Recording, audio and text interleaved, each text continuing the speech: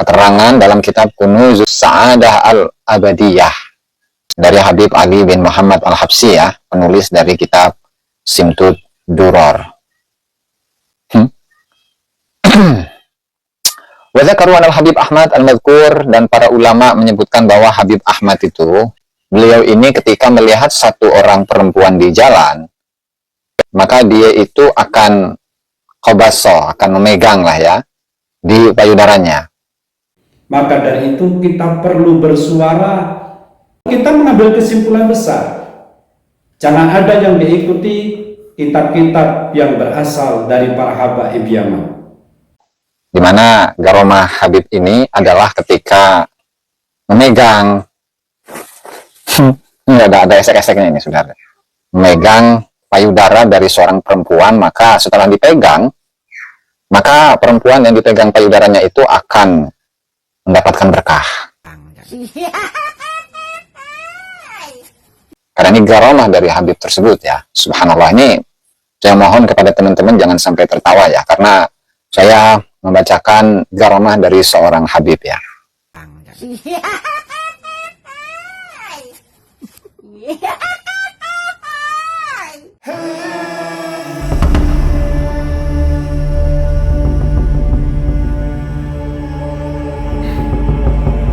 Assalamualaikum warahmatullahi wabarakatuh.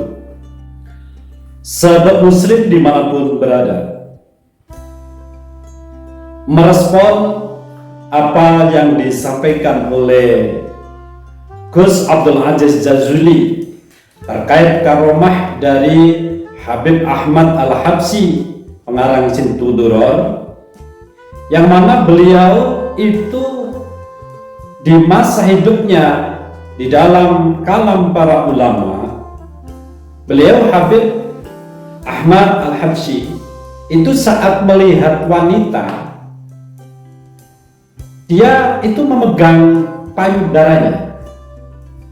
Jadi payudara dari wanita itu dipegang dengan cara oboso.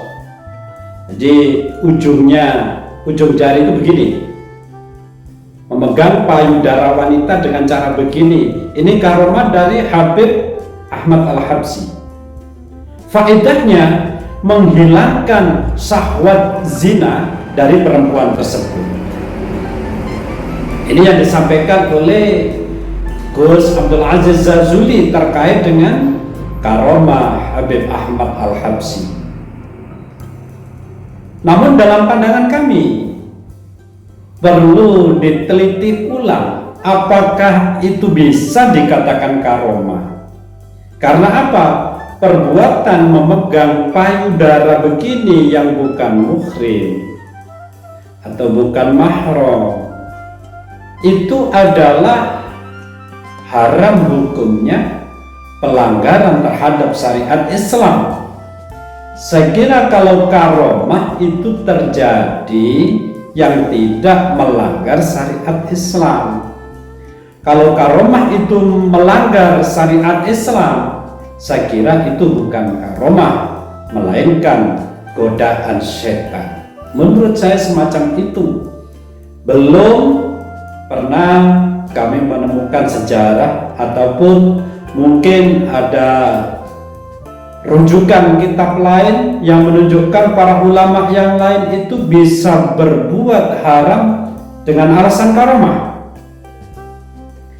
Kalau dengan memegang payudara wanita semacam ini dikatakan karomah dengan alasan bisa menghilangkan syahwat zina dari perempuan tersebut, nanti apa bedanya dengan mengecup payudara wanita yang bukan mahram atau muhrimnya?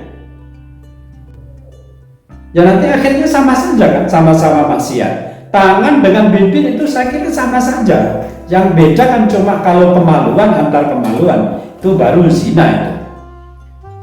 Jadi sebuah karomah kalau sudah melanggar syariat Islam itu bukan karomah, itu adalah perbuatan godaan setan saya kira. Ini yang disampaikan oleh Gus Abdul Aziz Jazuli di dalam kitab Kunuzuz Sa'adah Al-Abadiyah.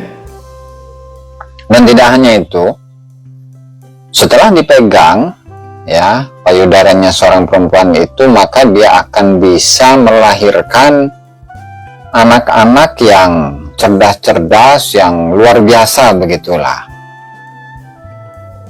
Bahkan di dalam keterangan tersebut juga disebutkan bahwa di lain kesempatan Habib Ahmad ini memegang payudara perempuan dengan tujuan agar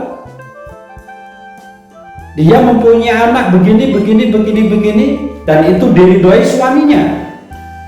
Habib Ahmad memegang payudara wanita ini diridhoi suaminya dengan alasan agar punya putra yang begini. Saya kira ini pun juga tidak bisa diterima walaupun mendapatkan izin dari si suami memegang perempuan istri orang lain atas izin suaminya. Ini tetap dilarang oleh agama, itu dalam pandangan saya. Apapun alasannya, itu juga haram, tidak bisa dibenarkan. Jadi memegang payudara istrinya orang lain atas izin suaminya, bagi kami itu bukan karomah, tapi perbuatan godaan setan. Sahabat muslim dimanapun berada, statement atau isi kitab yang semacam ini kami tidak bisa memberikan sikap dengan tegas ya. Yang jelas kitab ini untuk dicontoh apa untuk diketahui. Kitab ini Kunuzuz Sa'adah Al-Abadiyah ini untuk dicontoh apa untuk diketahui. Dalam kitab Kunuzuz Sa'adah Al-Abadiyah, kalau untuk diketahui cuma ini informasi sifatnya, itu tetap tidak bisa diterima, apalagi untuk ditiru. Meniru karomah Habib Ahmad Al-Habsyi bisa memegang payudara wanita karena untuk menghilangkan sesuatu yang tidak baik, yaitu syahwat zina yang ada dalam diri wanita tersebut. Saya kira walaupun itu sifatnya informasi tidak bisa diterima atau sebaiknya tidak disebarkan, tapi kalau itu sudah ditulis di dalam sebuah kitab, berarti ini sebuah petunjuk ajaran semacam itu. Jangan sampai ini menyebar dan akhirnya dicontoh oleh Habib-Habib yang lain. Nanti akhirnya kemana-mana mudah pegang payudara begini, untuk menghilangkan syahwat. Ini saya kira karomah sesat kelas semacam ini. Atau mungkin saya yang tidak tahu, kurang referensi. Sebab kalau kesimpulan kami, karomah yang bertentangan dengan syariat Islam itu adalah perbuatan-perbuatan yang berasal dari godaan setan yang terkutuk. Sahabat muslim dimanapun berada, marilah kita sebagai orang Indonesia, ini karomahnya ulama Yaman atau orang-orang Yaman yang disebarkan di Indonesia, ini perlu kita menanggulangi karena semua itu banyak yang bertentangan dengan kaidah-kaidah NU, bertentangan dengan kaidah-kaidah NU. Saya kira kalau orang NU diam melihat semacam ini, tidak melarang, tidak memberikan statement bahwa ini adalah karomah negatif, kita akan hancur perlahan-lahan. Maka dari itu kita perlu bersuara. Kalau kita mengambil kesimpulan besar, jangan ada yang diikuti kitab-kitab yang berasal dari para habaib Yaman. Itu baru aman. Karena apa? Kitab-kitab mereka itu hanya fokus terhadap leluhur mereka. Ini kan juga leluhurnya orang-orang Yaman, Habib Ahmad Al-Habsyi ini. Jadi mendoktrin, tapi doktrinnya ini hal-hal yang diharamkan oleh syariat, yaitu memegang payudara orang lain, walaupun atas izin suaminya, saya kira itu tidak bisa diterima. Maka dari itu orang NU jangan diam, kecuali orang NU ini memang bagian dari para habaib atau antek-antek habaib. Kalau diam semacam ini, bagaimana ini? Dikira karomah yang semacam ini benar gitu. Nanti jangan-jangan banyak yang lain berbuat demikian. Apakah pernah dalam sejarah mungkin Rasulullah itu berbuat dosa karena karomah? Atau mungkin para ulama-ulama yang lain, misal Syekh Abdul Qadir Al-Jilani. Ya tadi itu, kalau memegang saja boleh sebagai karomah, mengecup juga boleh, mengecup payudara wanita. Apa bedanya itu? Sama-sama haram kok. Itu cuma lewat tangan dan satunya lewat bibir. Saya kira sama saja itu, walaupun lewat bibir. Nah, akhirnya kan nanti menjadi pengetahuan yang sesat. Karena apa? Dasar dari karomah itu sudah bertentangan dengan syariat Islam.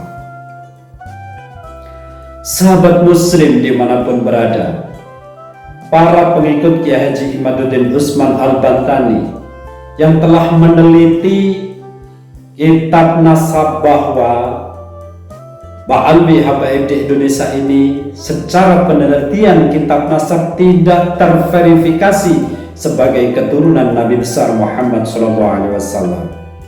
Setidaknya satu alasan tidak ada kitab sezaman untuk anak dari Ahmad bin Isa yang menjadi datuk dari para habaib, yaitu Ubaidillah, tidak pernah diterangkan di dalam kitab-kitab abad ke-4 sampai ke-8. Tidak diterangkan. Sebenarnya memang ini pertanyaan besar, bahwa anaknya yang lain diterangkan kok. Muhammad, Ali, dan Husain diterangkan di berbagai kitab di abad ke-4 sampai 8. Lantas yang satu ini kemana? Itu yang menjadi pertanyaan. Kok tidak diterangkan sama sekali? Dan lagi pola pemalsuan dari para habaib Ba'alwi di Indonesia ini, datuk-datuk mereka dalam melaksanakan pola pemalsuan itu sudah dibaca, sudah diprediksi, sudah diketahui oleh Kiai Haji Imaduddin Usman Al-Bantani. Makanya didukung dengan penelitian sejarah tidak terverifikasi, didukung oleh tes DNA, haplogrupnya juga beda dengan dzurriyyah Rasulullah yang lain. Maka jelas-jelas habaib Ba'alwi di Indonesia ini memang benar-benar putus nasab kepada Rasulullah SAW. Dan bagi yang memahami, wajib hukumnya menyebarkan ilmu pengetahuan ini. Demi apa? Menjaga marwah Nabi kita Muhammad SAW. Jangan sampai namanya ini dipergunakan untuk mereka yang mengaku-ngaku menjadi keturunan Nabi. Tidak kita temukan orang yang paling mengaku menjadi cucu Rasulullah selain para Ba'alwi ini. Saya ini cucu Nabi, matentang sekali inginnya diakui menjadi cucu Nabi. Tidak ditemukan. Sebenarnya mereka itulah yang palsu, yang selalu matentang ingin diakui. Karena memang dia bukan, makanya minta diakui. Semacam itu. Wajib kita menyebarkan ilmu pengetahuan ini. Karena apa?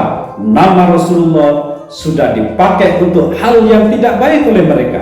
Mereka bukan cucu Rasulullah, bukan keturunan Rasulullah, tetapi mengaku sebagai keturunan Rasulullah. Ini adalah fatal, menasabkan dirinya kepada Rasulullah yang bukan nasab mereka. Ini tentu haram mutlak, hakul mutlak atau hakul haram.